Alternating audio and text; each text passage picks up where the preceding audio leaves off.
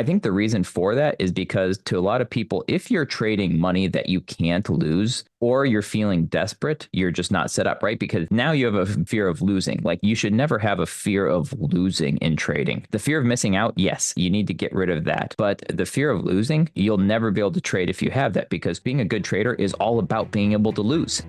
Hey everyone, welcome to the Anarchy Podcast. 99% of traders will never make consistent profits. So why listen to the 99% of advice? On this show, we're going to challenge some of the most hallowed and repeated tenets of trading, and in doing so, set you up to succeed where others fail. Spoiler alert, we don't have a secret strategy or magic wand that will let you skip out on the hard work of learning the markets, but we can debunk viewpoints that are holding you back. If that sounds good to you, come join us.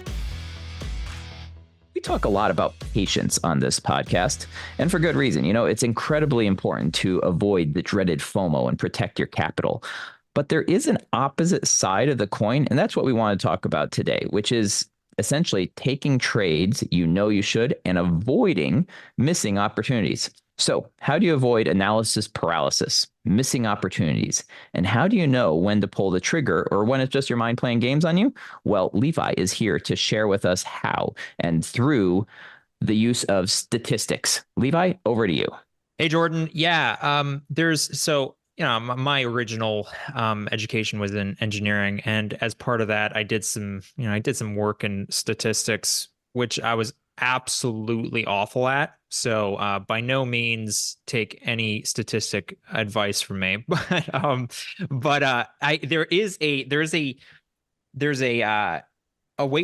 certain things in statistics and certain errors that you can make with data. And that's kind of what I read some stuff about. I was reading some stuff about statistics earlier this week, and it reminded me of day trading. So I wanted to bring it up and how it relates to missed opportunities, because I think that's a part of day trading that we don't talk a whole lot about. Like you said, we talk a lot about patience for good reason, but there's that opposite side of the coin. So in statistics, there's something called, there's type 1 and type 2 errors.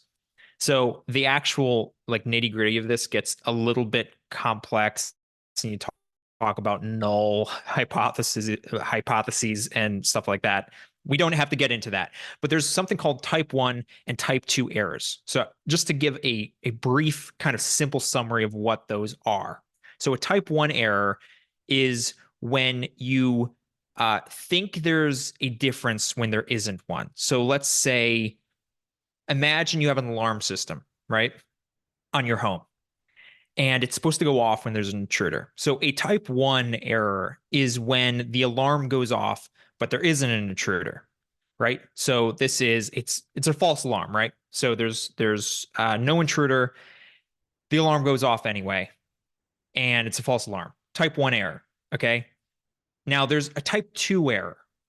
And this is the opposite side of the coin. This is when the alarm doesn't go off when it's supposed to go off. So when an intruder comes into your house, the alarm doesn't go off. That's a type 2 error, right? So it is missing the detection of the event or the difference that exists. Okay, so the way this applies to day trading, a type 1 error is when there's a false alarm. You look at the chart and you think you should take a trade, right? An alarm goes off in your head, says buy. And So so you essentially the blue buy. dot principle, like we were talking about a Yes, few weeks ago. exactly. So you think you see an opportunity, right? The alarm goes off, but there is no underlying trade. It's just not a good trade. And these are one of the trades, like you said, the blue dot principle. These are one of the trades you look back at your trade journal and you go, why in the world did I take that trade, right? Type 1 trade. We've talked about this before in the blue dot principle. We've talked about this is where FOMO gets in, like you fear of missing out. The trade, price moves quickly. You're like, let me get in. I can't miss the opportunity, right? I can't miss sounding the alarm, even though there's no underlying trade there. The type 2 error, I think, is not talked about a whole lot. And I understand why, because especially for beginners, I think beginners tend to overtrade more than undertrade. But it's still worth talking about, right?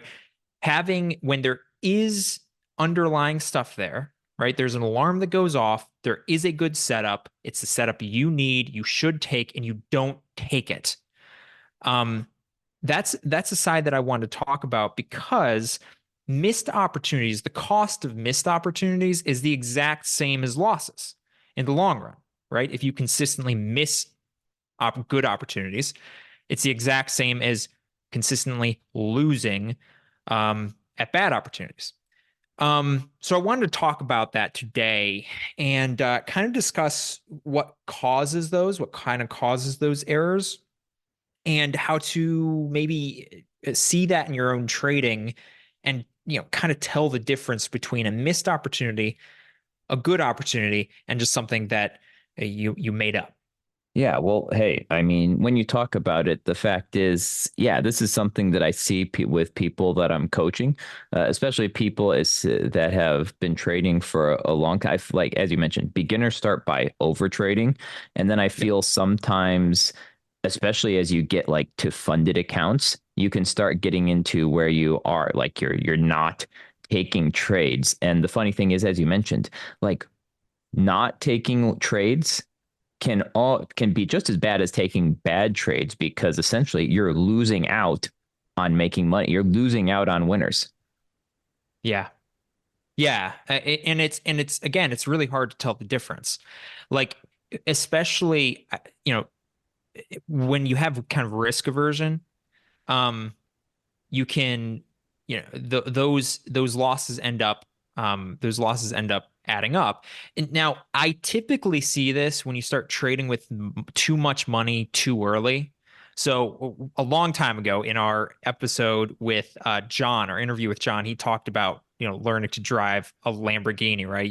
When you're starting to learn, you don't want to just hop into a supercar. I actually my wife, for my birthday, um, last week, she we flew to Vegas and went to and drove a supercar. I drove McLaren around a track, which was really, really cool. So it was absolutely awesome. But the you see videos all the time of people hopping to like supercars and then just wrecking it because they sit on the gas and then just destroy the car because you're hopping into something that you're just not prepared for. And that happens all the time with trading, is that when the second you start seeing success, you size up way too quickly. The problem as you size up is that the risk aversion starts going up as well. And now this is where people stop taking trades and they're afraid to take losses. And so you'll see somebody buy, let's say, a $200,000 account, and they just can't make it in. They can't force themselves to take trades, and so they'll sit at break even forever. And you've talked about this before with people you've talked to, um, and they'll just sit there not being able to lose, but not being able to win either, and so they'll just break even forever because they can't lose, they can't take those risks that you need to as a day trader. And it causes huge problems in the long run. The main one being you can't actually learn. If you can't lose, you can't learn. There is that constant tug between essentially the fear of missing out and the fear of losing, right? Like it's a constant tug. Do you take the trade? Do you not take the trade? And we've talked about it a lot. Like the only way you already said it, the only way that you can get over that is by actually taking trades and learning and making sure that uh, you're not building up too fast, right? Like I think you nailed the nail on the head there because I think the reason for that is because to a lot of people, if you're trading money that you can't lose or you're feeling desperate, then you're just not set up right because now not only now you have a fear of losing. Like you should never have a fear of losing in trading. Honestly, the fear of missing out, yes, you need to get rid of that. But the fear of losing, you'll never be able to trade if you have that because trading, being a good trader, is all about being able to lose, right? Yeah, Like yeah, you are going to spend 50 to 60% of your time probably losing And when you're doing such a vast amount of losing as a trader, in order to be a good trader, you also have to be a excellent loser. You have to be a better loser, honestly, because being a winner is easy. Being a loser, not so easy. You've got to be able to be willing and able to take those losses. And that's where you said, like, a 200K account, to most of us mere mortals, a 200K account is like a lot of money, right? It's a lot of money. That's to a lot of people, that is not just 1 or 2 years' wages. I bet there's a lot of our listeners on here where that is, 5, 10 years worth of wages. And if so, you've got to be able to work your way very slowly up to that point, because your brain just can't handle it. Yeah. Yeah. So okay, we've talked about, the problem. So one of the solutions to this, like we already mentioned, start small, work your way up. It is a patience game, man. You can't go too fast. If you go, you will set yourself back if you try to go too fast. I just had a conversation with somebody on Twitter about that. Great conversation. So yeah, avoid going up too fast. You got to show patience as you grow. Another thing that I've started doing recently, which I like a lot, is just tracking trades I don't take as well as trades I do take. And it's really interesting. This is one reason I like TradingView, just to visualize the trades, because I'll set up, like one of the, if you use TradingView, you know what I'm talking about, where set up a kind of one of the boxes that show your take profit and show your stop loss. And then I'll set those up. Even if I don't end up taking the trade, leave it on the screen and leave it in there. So when I put in my journal entry at the end of the day, I can say, okay, I took this trade, I took this trade, and this other trade I didn't end up taking. Was that a good idea or a bad idea? Right. And there's times when I'll pat myself on the back and go, well, that wasn't a good setup. I'm glad I didn't take that trade and I saved myself some money. And there's times where I'll set it up and, either from fear or something I don't know, something didn't quite look right, I won't take it. And then it'll go the way I thought it would originally, and I missed an opportunity. And it's a really interesting way of just having that something that you can track, that you can look back and go, oh, okay, so am I getting worse or am I getting better? Am I making progress? Am I avoiding bad trades that I was originally tempted to take? Well, that's huge progress. Pat yourself on the back. Am I missing trades that I should because of fear? I set it up, I thought it looked good, and I didn't end up taking it, and then it went my way. I missed an opportunity, right?